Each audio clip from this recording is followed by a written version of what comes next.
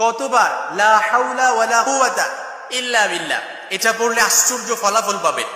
একেবারে আমাদের সকলের জানা উচিত, কারণ লা হাওলা ওয়ালা কুওয়াতা ইল্লা বিল্লাহ এটা পারি না এমন কেউ নাই। এখন যে বলছি যারা পারি না তাদেরও হয়তো মুখস্থ হয়ে গেছে লা হাওলা ওয়ালা কুওয়াতা ইল্লা বিল্লাহ।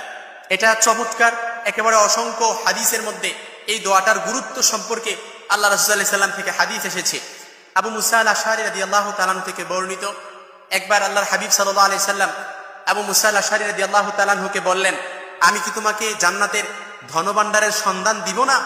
তখন আবু মুসা আল আশআরী রাদিয়াল্লাহু তাআলা আনহু বললেন, অবশ্যই ইয়া রাসূলুল্লাহ। তখন আল্লাহর হাবিব বললেন, লা হাওলা ওয়ালা কুওয়াতা ইল্লা বিল্লাহ, এটি হচ্ছে জান্নাতের ধনভাণ্ডার। সুবহানাল্লাহ, বাড়িতে যায় বললেন লা হাওলা ওয়ালা কুওয়াতা ইল্লা বিল্লাহ।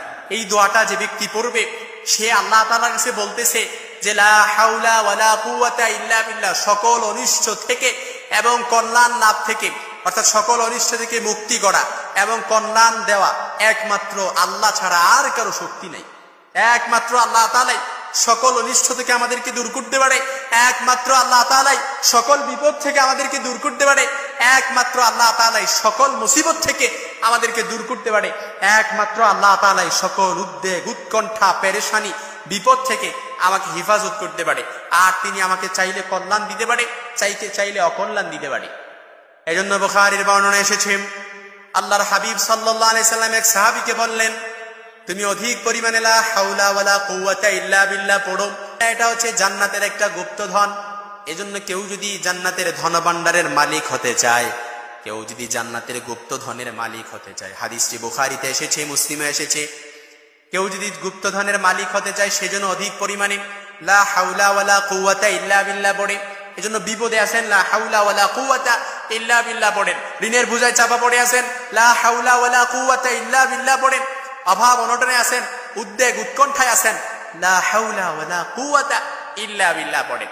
এটার এত ফজিলত, অসংখ্য মুতাবাররাক কিতাবের মধ্যে এটা এসেছে। আবু যার রাদিয়াল্লাহু তাআলা আনহু থেকে বর্ণিত হাদিস, আল্লাহ রাসূল সাল্লাল্লাহু আলাইহি সাল্লাম বলেন, আমি কি তোমাকে জান্নাতের ধনভাণ্ডারের গুপ্ত ধনের সন্ধান দিব না? তখন আবু যর বলেন, ইয়া রাসূলুল্লাহ, অবশ্যই দিবেন। তখন আল্লাহর হাবিব বললেন, লা হাওলা ওয়ালা কুওয়াতা ইল্লা বিল্লাহ, এটা হচ্ছে জান্নাতের গুপ্তধনের গুপ্তধন। যে ব্যক্তি এটা পড়বে সে গুপ্তধনের মালিক হয়ে যাবে। এই জন্য বেশি বেশি এটা পড়েন। হয়তো আমি আপনাদের বিপদগুলো সিলেক্ট করে বলতে পারবো না, আমি আপনাদের বিপদের মাত্রাটাও জানি না। আপনি হয়তো ভাবতেছেন বিপদ শুধু আল্লাহ তাআলা আমার উপরে দিতেছে, আর কাউকে দেখে না নাকি? আপনি হয়তো এরকমটা ভাবতেছেন, কিন্তু না, আপনার বিপদ যতই হোক, মুসিবত যতই হোক, যা কিছুই হোক না কেন, আল্লাহ তাআলার কাছে যদি চাইতে পারেন, ইনশাআল্লাহ আল্লাহ তাআলা কবুল করবে। লা হাওলা ওয়ালা কুওয়াতা ইল্লা বিল্লাহ, এটা আজকে পড়বেন, ইনশাআল্লাহ আল্লাহ তাআলা কবুল করবে। আল্লাহ তাআলা আমাদের সকলকে কবুল করবে।